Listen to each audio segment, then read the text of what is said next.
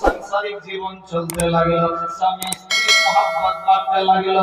শুধু তাই নয়, বেলাল যদি নবীর খিদমতে লিপ্ত হয়ে যেতেন, আল্লাহু আকবার, হযরত বেলালের স্ত্রী বাড়ির মধ্যে থাকতো, কখন আমার স্বামী আসবে গো, স্বামীর জন্য দরজার কিনারায় অপেক্ষায় থাকতেন বেলাল। বেলাল গভীর রাতে বাড়ি আসতো, দরজায় ঠকঠক করে আওয়াজ দিত, আচানক বিবি দরজা খুলে দিত। কে রে? বলে স্বামী গো, আমি রাত্রি জেগে দরজার কিনারায় দাঁড়িয়ে আছি। কেন রে বোন, ঘুমাওনি? না না, আমি ঘুমাইনি। আমার বাপের মুখে শুনেছিলাম স্বামীর অপেক্ষায় যে স্ত্রী দাঁড়িয়ে থাকবে, স্বামীর যদি কটু বলে শব্দ বের না করতে দেয়, খোদার হুকুম, ওই স্বামীর সঙ্গে স্ত্রী আগে জান্নাতে যাবে।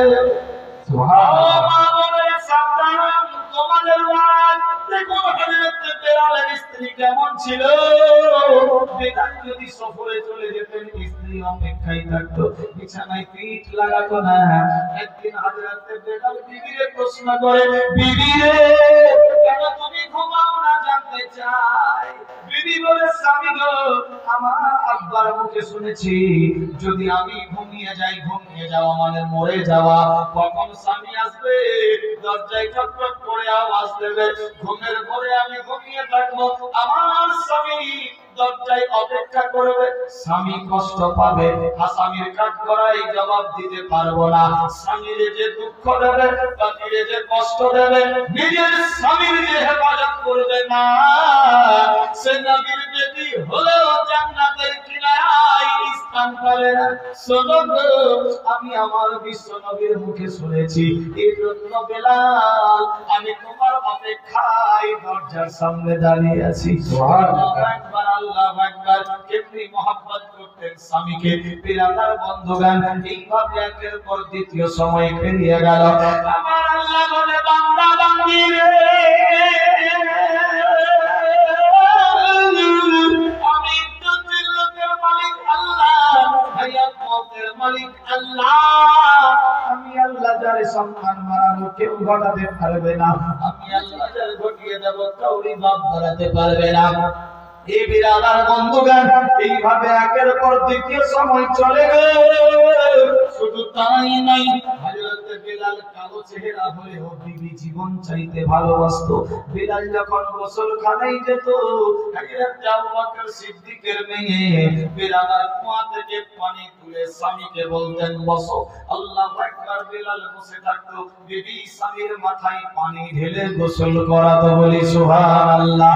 এ মামুনেরা সাবধান। শুধু তাই নয়, বেলাল যখন খাবার খেতে বসতো, বেলাল বলে, বিবি রে, তোমার নাক কান চোখ মুখ সব বসে গিয়েছে, খাবার খেয়ে না।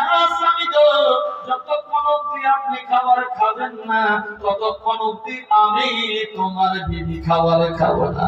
আল্লাহু আকবার, আল্লাহু আকবার। বেলালের বিবি আগে বেলালকে খাবার খাইয়ে দিত। বেলাল বলতো, বিবি রে, কেন আমার জন্য অপেক্ষা করো? আল্লাহু আকবার। বেলালের বিবি মধুর অ্যানসার দিত, স্বামী গো, তুমি তোমার জীবনটাকে নবীর জীবনে সঁপে দিয়েছো, জানি না খাওয়ার অপেক্ষায় থাকবা। বিশ্ব নবী যদি তোমার জন্য অপেক্ষা করে, বিশ্ব নবী যদি কষ্ট পায়, বিশ্ব নবীরে যে কষ্ট দিল, সে আল্লাহকে কষ্ট দিল। যে আল্লাহকে কষ্ট দেবে, সে আল্লাহ তো হাসিল করতে পারবে না। না স্বামী গো, এই জন্য আমি তোমারে কষ্ট দেব না। অতি শিগগির খাবার খেয়ে নিয়ে আপনি নবীর খিদমতে লিপ্ত হয়ে যান। সুবহানাল্লাহ। আমার বন্ধুগণ, মায়েরা কেমন ছিলেন হযরত বেলালের স্ত্রী? আল্লাহু আকবার, আল্লাহু আকবার। শুধু তাই নয়, গভীর রাতে যখন হযরত বেলাল বাড়ি আসতো, বিবিরে বলতেন, বিবিরে শুয়ে যা। না না না স্বামী গো, আমি ঘুমাবো না। কেন রে বিবি? বলে, আমি আমার বোনের মুখে শুনেছি স্বামীর পায়ের তলায় স্ত্রীর জান্নাত। তার বোন হলো মা আয়েশা সিদ্দিকা। আমি আয়েশার মুখে শুনেছি স্বামীর পায়ের তলায় জান্নাত। স্বামী গো, আমার জীবন ধন্য, আমি নবীর সাহাবীকে বিবাহ করেছি।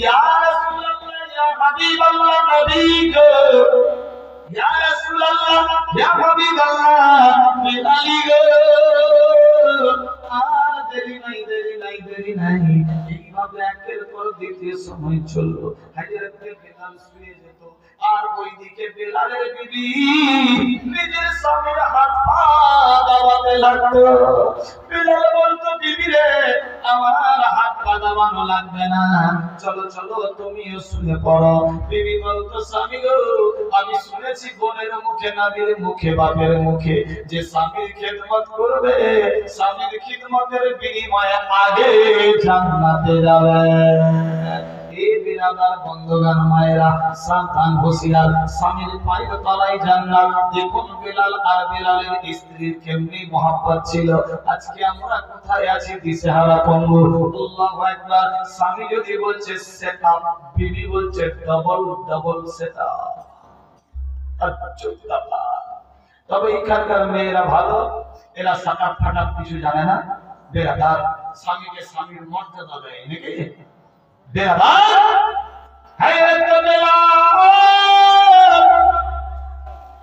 স্বামী স্ত্রীর মহব্বত চলতে লাগল বিনিময়ে একের পর দ্বিতীয় দিন পেরিয়ে যায় স্বামী স্ত্রীর মহব্বতের বিনিময়ে পেটের মধ্যে বাচ্চা আসলো আল্লাহু আকবার আল্লাহু আকবার এইভাবে একের পর দ্বিতীয় দিন চলে এক মাস দুই মাস তিন মাস গত হয়ে গেল হযরত বিলাল নবীর কাছে গিয়ে হাজির হয়ে গেল নবীর সঙ্গে সঙ্গে থাকতে লাগলো একের পর দ্বিতীয় দিন চলে গো দুজাহানের বাদশা বললেন বিলাল রে তোমার সাংসারিক জীবন কেমন ইয়া রাসূলুল্লাহ আমার সাংসারিক জীবন অনেক ভালো যেখানে আপনি আছেন সেখানে কোনো টেনশন নাই নবী আমার বললেন বিলাল রে টেনশনের কারণ নাই আমি আল্লাহ পাকের মেহবুব আমার আল্লাহ পাক দুনিয়াতে পাঠিয়েছে আরসালনাকা ইল্লা রাহমাতাল লিল আলামিন আমি তোমার পরিবারকে পাঠালাম সারে জাহানের রহমত করে পাঠিয়েছি আল্লাহু আকবার সমস্ত সমস্যার সমাধান করার জন্য পাঠিয়েছি হাবিব টেনশন নিও না আমি আল্লাহ পাক রব্বুল ইজ্জত জাহানে তুমি তাহা কিছুই জানো না আল্লাহু আকবার যাও যাও বিলাল বন্ধুগণ এইভাবে একের পর দ্বিতীয় সময় চলে গেল আল্লাহু আকবার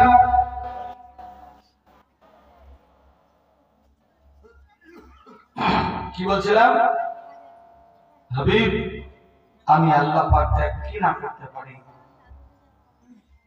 আমি আল্লাহ যাহা জানি তাহা কেহই জানে না আমি তোমারে রাহমাতাল লিল আলামিন করে দুনিয়াতে পাঠিয়েছি সমস্ত সমস্যার সমাধানের জন্য পাঠিয়েছি এই বিরাদার বন্ধুগণ হযরত বিলালের জিন্দেগি চলতে লাগলো এইভাবে 1 বছর 2 বছর 4 বছর কেটে যায় হযরত বিলাল নিজের জীবনটাকে নবীর মহব্বতে লিপ্ত করে দিলেন খাতির তাওয়াজাত ইত্যাদিতে লিপ্ত থাকতে লাগলো এবার কিছুদিন পেরিয়ে যাওয়ার পর সময় হয়ে আসলো বিশ্ব নবীর 50 বছর দুঃখ বাড়তে লাগলো দেশের মানুষজনেরা হিংসা হানাহানি লিপ্ত হতে লাগলো ইসলামের দাওয়াতের কাজে লিপ্ত হয়ে গেল বিরাদার বিশ্ব নবীর বডিগার্ড হয়ে বিলাল বিভিন্ন জায়গায় ঘুরে বেড়াতে লাগলো আল্লাহ পাকের হুকুম আল্লাহ বলে জিবরাইল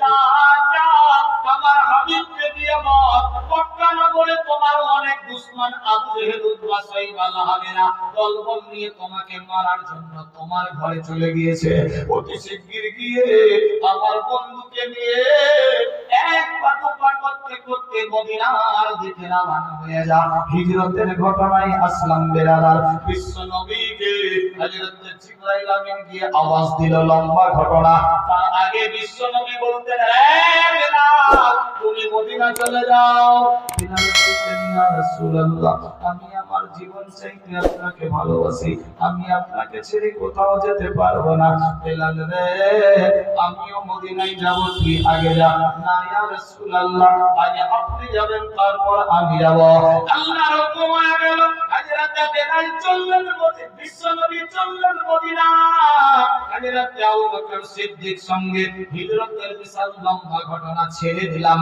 বিরাদার বন্ধুগণ, নবী আমার মক্কা থেকে মদিনায় গিয়ে পৌঁছে গেলেন। তখন মদিনার নাম মদিনা ছিল না, মদিনার নাম ছিল ইয়াসরাব নগর। ইয়াসরাব কথার অর্থ বেমারির দেশ। বিশাল বড় বেমার হতো, মানুষজন মরে মরে যেত, শুকিয়ে হানাহানি হয়ে যেত, বৃষ্টি জীবনে হতো না, গাছপালা সব মরিয়ে যেত। বিরাদার মদিনা লাখালবিল শুকিয়ে গিয়েছে, কুয়ার ভেতর থেকে পানি হতো না। আল্লাহ পাক সিস্টেম করলেন মদিনাকে কেমনে বাঁচাবে, এই জন্য হাবিবকে মদিনায় পাঠিয়ে দিল। মক্কায় দুশমন বাড়তে লাগলো, মদিনায় বিশ্ব নবী পৌঁছে যায়। ওই ইয়াসরাব নগরের মধ্যে বিশ্ব নবী গিয়ে পৌঁছালো। আল্লাহু আকবার, আল্লাহু আকবার। যারা নবীর সঙ্গে গিয়েছিল তাদেরকে বলা হয় মুহাজির। এ বিরাদার বন্ধুগণ, বিশ্ব নবী যাওয়ার সঙ্গে সঙ্গে মক্কা থেকে সমস্ত সাহাবীরা একে চলতে লাগলো।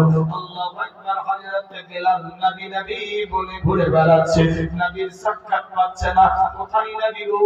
বলে মদিনা চলে গিয়েছে ইয়াসরাব নগরে। আল্লাহু আকবার। হযরত বেলাল নিজের দলবল বিবি বাচ্চা নিয়ে উটের উপরে উঠলেন, বিলাল আর চলতে লাগলো সেই আল্লাহু আকবার মক্কা ছেড়ে মদিনার দিকে। বিলাল আর মদিনা ইয়াসরাব নগরে। নবী আমার যখন গিয়ে পৌঁছে গেল, ইয়াসরাব নগরের নাম পাল্টে মদিনাতুল মুনাওয়ারা হয়ে গেল। সুবহানাল্লাহ, সুবহানাল্লাহ। মদিনাতুল মুনাওয়ারা yani নূরের দেশ। আল্লাহু আকবার, আল্লাহু আকবার। রওশন আলোর দেশ হয়ে গেল। বিরাদার মদিনাতুল মুনাওয়ারা নাম হয়ে গেল। যারা বিশ্ব নবীর সঙ্গে মদিনায় গেল, ইয়াসরাব নগরে গেল, তাদেরকে বলা হয় মুহাজির। আর মদিনার লোকেরা যখন দুজাহানের বাদশাকে পেল, পেয়ে সবাই আনন্দ উপভোগ করতে লাগলো।